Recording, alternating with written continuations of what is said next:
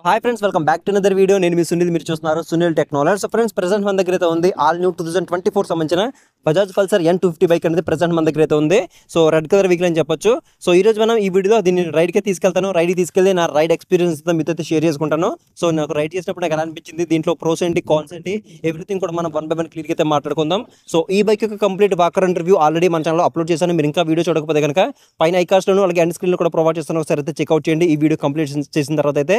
So ఇక late చేయకుండా మరి దీని అయితే రైడ్కి తీసుకెళ్దాం. రైడ్ తీసుకెళ్లే ముందు మీ అందరికీ చిన్న రిక్వెస్ట్ ఏంటంటే, మన ఛానల్ అనేది 25K సబ్స్క్రైబర్స్కి దగ్గరలో అయితే ఉంది. మీరు ఛానల్ని సబ్స్క్రైబ్ చేసి సపోర్ట్ చేసినట్టు మనం ఆ 25K అయితే రీచ్ అవ్వచ్చు. కాబట్టి ఖచ్చితంగా ఛానల్ అయితే సబ్స్క్రైబ్ చేసి సపోర్ట్ చేస్తారని ఆశిస్తూ ఇక లేట్ చేయకుండా మరి వీడియో అయితే స్టార్ట్ చేద్దాం.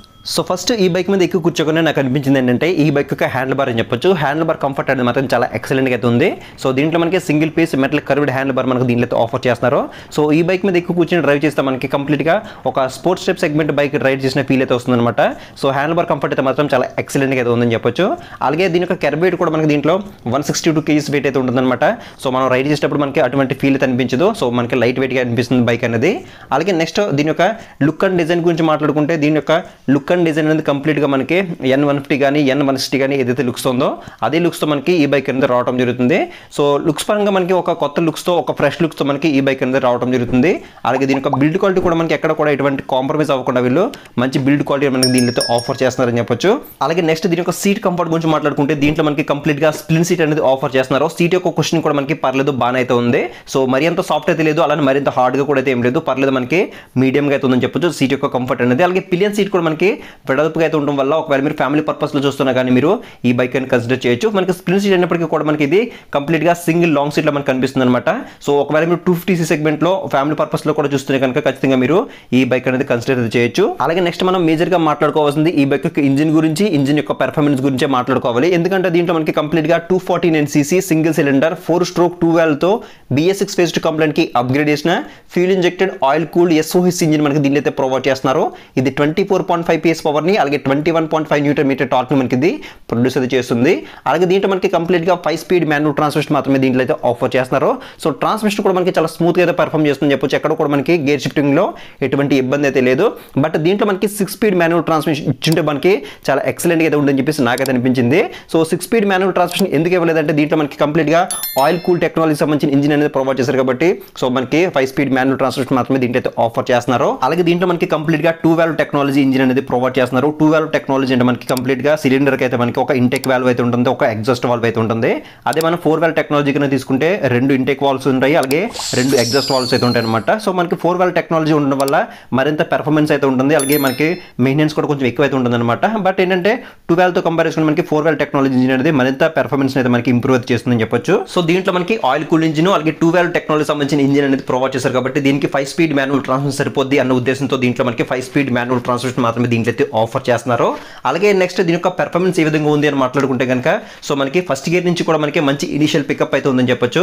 సో ఫస్ట్ గేర్లో కానీ, సెకండ్ గేర్లో కానీ, థర్డ్ గేర్లో కానీ ఎక్కడ కూడా మనకి ఎటువంటి ల్యాగ్ అయితే లేదనమాట. మంచి స్మూత్గా అయితే మనకి రన్ అవుతుందని చెప్పొచ్చు, బాగా దూకుతుందని చెప్పొచ్చు బైక్ అయితే మాత్రం.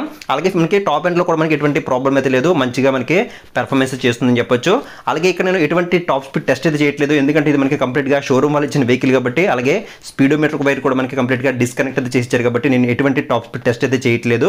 సో ఈజీగా మీరు కావాలనుకుంటే 125 నుంచి 130 km/h వరకు మీరు టాప్ స్పీడ్ అనేది అచీవ్ అయితే చేయొచ్చు. ఒకవేళ మీలో ఎవరైనా ఈ బైక్ యూజ్ చేసి మీరు ఒకవేళ మీ టాప్ స్పీడ్ టెస్ట్ చేసినట్టు కనుక కింద కామెంట్ సెక్షన్ అయితే కామెంట్ చేయండి.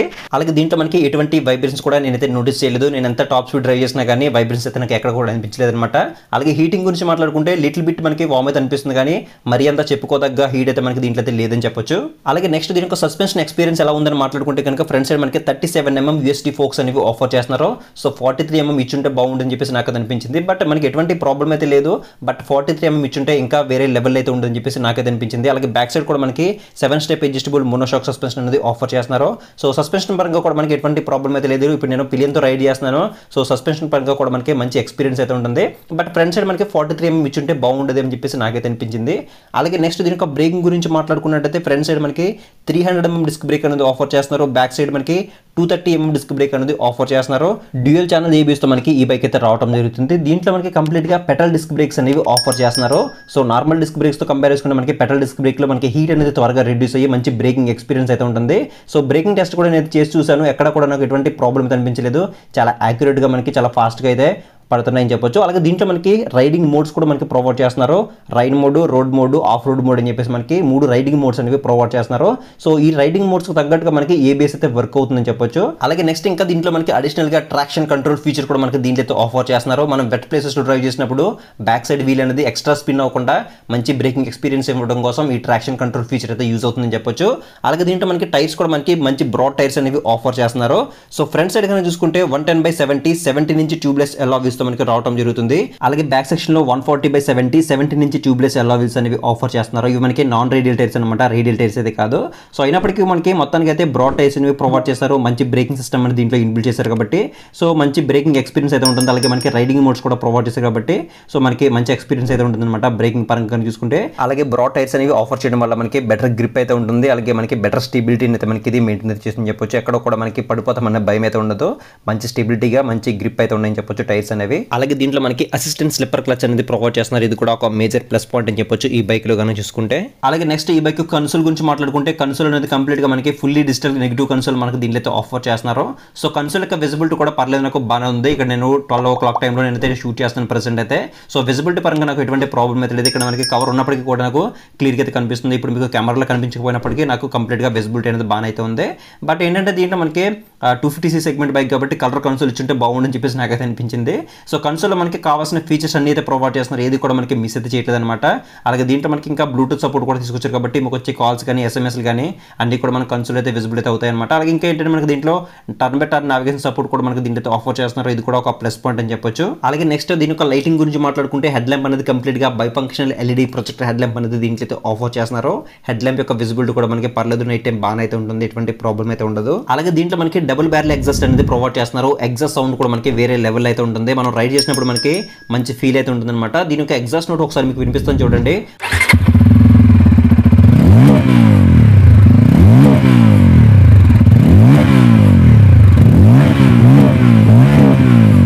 ఫైనల్ గా దీని యొక్క ప్రైస్ గురించి మాట్లాడుకుంటే దీని యొక్క ఎక్స్ షోరూమ్ ప్రైస్ సరికి 1,51,000 రూపీస్ అయితే ఉంది. అలాగే ఆన్ రోడ్ సరికి 1,91,000 రూపీస్ అనేది అమలాపురం బజాజ్ షోరూమ్ లో ఆన్ రోడ్ అయితే ఉంది.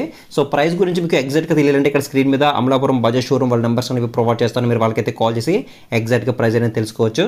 ఇక ఫైనల్ గా మనం ఈ బైక్ ని ఎవరు తీసుకోవాలి అని మాట్లాడుకుంటే కనుక ఒకవేళ మీరు 250cc సెగ్మెంట్ లో ఫ్యామిలీకి యూజ్ అవ్వాలి, అలాగే మంచి డీసెంట్ ఇంజిన్ అయితే ఉండాలి, అలాగే ఒక ఫ్రెష్ లుక్స్ తో కావాలి, ట్రాక్షన్ కంట్రోల్ ఫీచర్స్ కానీ లేకపోతే రైడింగ్ మోడ్స్ కానీ స్లిప్పర్ క్లచ్ కానీ ఇటువంటి అడ్వాన్స్డ్ ఫీచర్స్ అన్ని మీరు కావాలనుకుంటే, అది కూడా తక్కువ బడ్జెట్ లోనే మీరు కావాలనుకుంటే అప్పుడు మీరు ఈ బజాజ్ పల్సర్ N250 మీరు కన్సిడర్ అయితే చేయొచ్చు. సో ఇది ఫ్రెండ్స్ మొత్తానికి అయితే బజాజ్ పల్సర్ N250 యొక్క కంప్లీట్ నా రైడ్ రివ్యూ, అలాగే దీంట్లో ఉన్న ప్రోస్ కాన్స్ అన్ని కూడా మీకు కంప్లీట్ గా ఎక్స్ప్లెయిన్ చేసి నేను అనుకున్నాను. మీకు ఇంకేదైనా డౌట్ ఉంటే కింద కామెంట్ సెక్షన్ లో కామెంట్ చేయండి, మీకు రిప్లై ఇస్తాను. ఇది ఫ్రెండ్స్ మొత్తానికి అయితే ఇవాళ వీడియో అయితే వీడియోస్ ఖచ్చితంగా లైక్ చేయండి, అలాగే ఛానల్ని సబ్స్క్రిప్షన్ సపోర్ట్ చేసినట్టు ఇలాంటి వీడియోస్ అనేవి ఇంకా చేయడానికి అవకాశం ఉంటుంది కాబట్టి ఖచ్చితంగా ఛానల్ని సబ్స్క్రిప్షన్ సపోర్ట్ చేస్తారని ఆశిస్తూ నెక్స్ట్ వీడియోలో మళ్ళీ కలుద్దాం.